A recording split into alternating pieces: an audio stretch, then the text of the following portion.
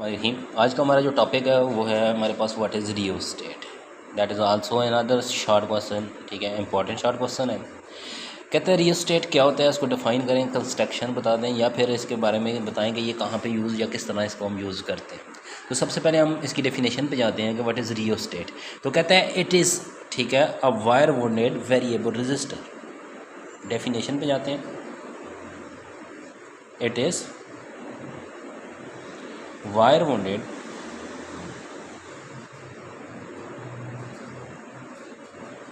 ठीक है variable resistor. ठीक है, wire bounded variable resistance. Variable resistance वो रेजिस्टेंस होती है जिसकी वैल्यू को हम अपनी मर्ज़ी से कम ज़्यादा कर सकते हैं।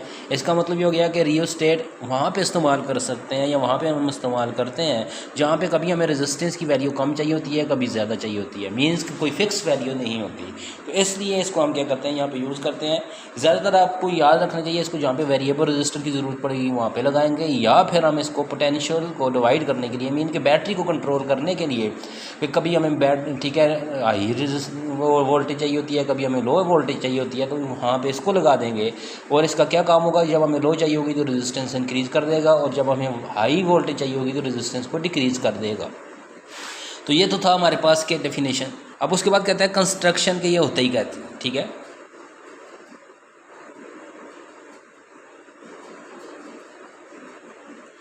कंस्ट्रक्शन ऑफ रियोस्टेट कि रियोस्टेट कैसे होती है या किस तरह की बनी होती है। तो याद रखना है, रियोस्टेट जो है ये आपके पास बार मैग्नेटिक वायर होती है, या सिंपली हम इसको कह सकते हैं, ठीक है, इट इज़, ठीक है, ये हमारे पास क्या कहती है, इट कंसिस्ट लिखने बल्कि it consist on bar magnet, ठीक है, बेयर मैग्नेट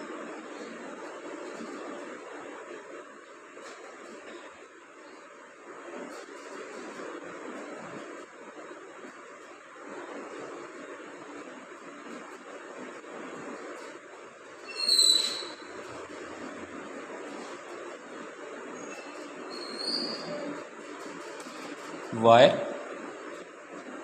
अब ये वायर जो होती है अलाय होता है। ठीक है, एक्चुअली किस चीज़ का अलाय होता है, इसमें कापर भी हो सकता है, ये पूछेगा आपसे एमसीक्यूज़ में, कापर।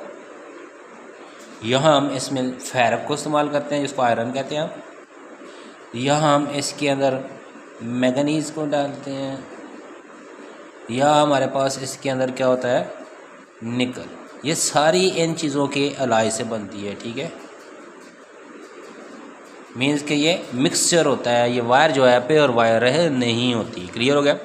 उसके बाद ठीक है, ये भी याद रखना है कि अगर हमें अच्छी रियोस्टेट इस्तेमाल करनी है, क्योंकि इसको हम एक्यूरेसी के लिए इस्तेमाल करते हैं, तो देन उस वक्त जो है ठीक है वायर इस्तेमाल करेंगे जिसकी अच्छी एक्यूरेसी हो, जो अच्छी एक्यूरेसी के साथ हमारे पास क्या है वर्किंग कर सके, तो उस वक्त ये हमारे पास जो वायर रिक्वायर्ड होगी, ठीक है, उसको हम यहाँ पे जिसको हम यूज़ करेंगे, ठीक है, तो उसके लिए हमारे पास कौन सी वायर होनी चाहिए, तो ठीक है मैग्नेम वायर होनी चाहिए। मैग्नेम मीन अलाय वायर होनी चाहिए, ओरिजिनल वायर नहीं होनी चाहिए। ये हमने फिर ऊपर इस पर बेयर मैग्नेम लिखा भी है कि हमारे पास जो है इसके अंदर कौन सी होगी, बेयर मैग्नेटिक वायर होगी।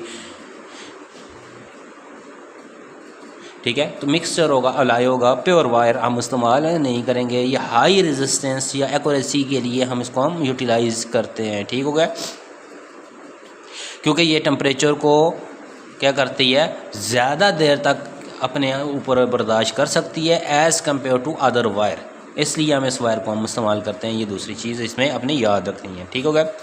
उसके बाद नेक्स्ट में हमारे पास तीसरा पॉइंट, ठीक है, पहला पॉइंट हमारे पास इसका तो ये था कि हमारे पास ये निकल की वायर है कंस्ट्रक्शन में, और इसको हम यहाँ पे इस तरह हम क्या करते हैं इस्तेमाल। दूसरी चीज़ हमारे पास के इसमें कंसिस्ट करता है कि इसके 2 टर्मिनल्स होते हैं, 2 टर्मिनल। एक टर्मिनल हम यहाँ पे उसको बना भी लेते हैं ताकि हमें पता भी चले, ये हमारे पास एक टर्मिनल होता है यहाँ पे इस तरह, यहाँ पे ये दूसरा टर्मिनल होता है, और इसके दरमियान ये इंसुलेटिंग ठीक है, सिलेंडर होता है, और इस इंसुलेटिंग सिलेंडर के ऊपर यहाँ पे पॉइंट ए रखते हैं, यहाँ पे पॉइंट क्या रखते हैं बी, और इस पॉइंट ए और बी के दरमियान मैग्नेटिक वायर को इसके ऊपर क्या कर लेते हैं, लपेट लेते हैं ऐसे। ठीक हो गया। तो ये हमारे पास दूसरा पॉइंट हो गया इसका कि इसके ऊपर ये वायर कनेक्टेड होती है ए और बी के दरमियान में। तीसरा पॉइंट क्या है इसका, ठीक है, थर्ड पॉइंट ये है कि इसमें हम एक कंटेक्ट टर्मिनल रखते हैं, मींस थर्ड दो टर्मिनल तो हमारे पास ये है। नाउ सी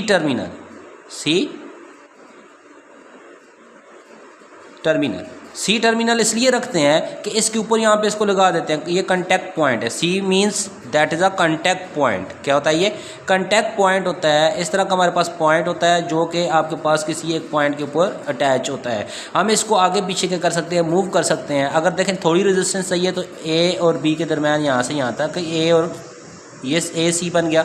अगर ज़्यादा चाहिए इसको थोड़ा उधर कर लेंगे और ज़्यादा, तो इसका मतलब इसको आगे पीछे मूव कर सकते हैं। वेरिएबल है ये, जितना ये कांटेक्ट पॉइंट आगे पीछे होगा उतनी रेजिस्टेंस कम ज़्यादा होती रहेगी। क्लियर हो गया। तो ये हमारे पास इसका थर्ड पॉइंट है।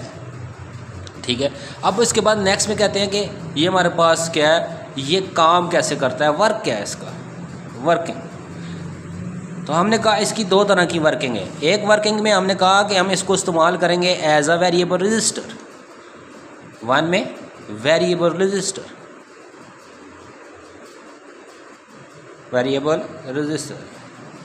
और दूसरे में हम इसको इस्तेमाल करेंगे potential divider. That is very important.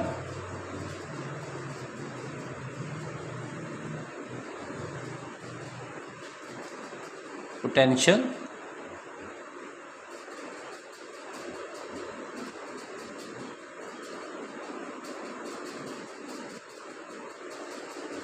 Divider.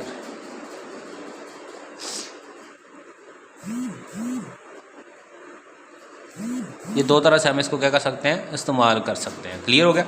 Next में हमारे पास लास्ट में आ जाता है कि अगर हम हमें इसको वेरिएबल रजिस्टर इस्तेमाल करेंगे तो आपने देख लिया कि हम इस स्लाइड को आगे पीछे करते हैं तो ये variable register. But as a potential divider अगर हम इस्तेमाल करेंगे तो ठीक है, इसके ऊपर हम जाते हैं पोटेंशियल डिवाइडर। तो पोटेंशियल डिवाइडर के ऊपर हम देखें तो हमें पता है कि दो पॉइंट है, दो पॉइंट के दरमियान ये एक देखें, इसका एक पॉइंट ए है, दूसरा पॉइंट इसका बी है। इन दो पॉइंट के दरमियान हमने कहा ये कोई वायर होगी और इसके ऊपर यहाँ पे कंटेक्ट पॉइंट लगा होगा, यहाँ पे ये सी पॉइंट होगा।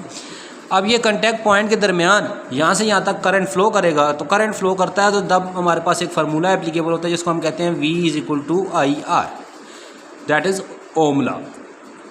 ठीक हो गया। अब हम देखें, हमने कहा कि हमारे पास दो पॉइंट है, एक बी है और एक सी है, तो हम लिख देते हैं बी सी के ऊपर वोल्टेज हमने चेक करनी है। क्लियर हो गया। तो ये हमारे पास क्या बन गया, BC=IR।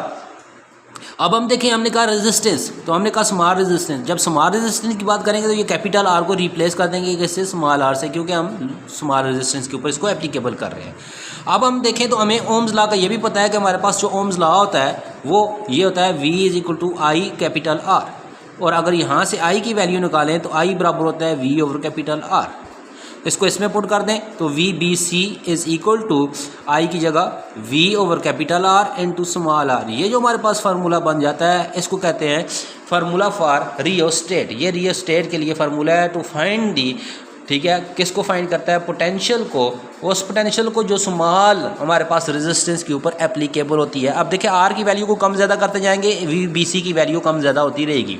तो ये हमारे पास जो टॉपिक था दैट इज़ ठीक है, rheostat and what is the working of rheostat and construction of rheostat. And also next में हमने देखा कि हमारे पास रियोस्टेट है किस तरह से हमारे पास वर्क करता है, और ये इसकी हमने यूजेस भी देख लिए कि इसको हम कहाँ पे इस्तेमाल करते हैं। और हमने ये भी कहा कि रियोस्टेट एक्यूरेसी के साथ हमारे पास रेजिस्टेंस को मेजर करता है। इसका मतलब रेजिस्टेंस मेजर करने वाली और भी बहुत सारी चीज़ें होंगी, but rheostat is a accurate device. ये हमारे पास क्या है, एक्यूरेट डिवाइस है। ठीक है, तो इंशाल्लाह नेक्स्ट में हम जाएंगे थर्ड टाइप ऑफ रेजिस्टेंस, और हमारे पास resistor that is a thermistor. इंशाल्लाह नेक्स्ट वीडियो में हम उस पर जाएंगे। अगर आपको वीडियो पसंद आई इसको लाइक, सब्सक्राइब और शेयर लाजमी कीजिएगा। ओके, अल्लाह हाफिज़।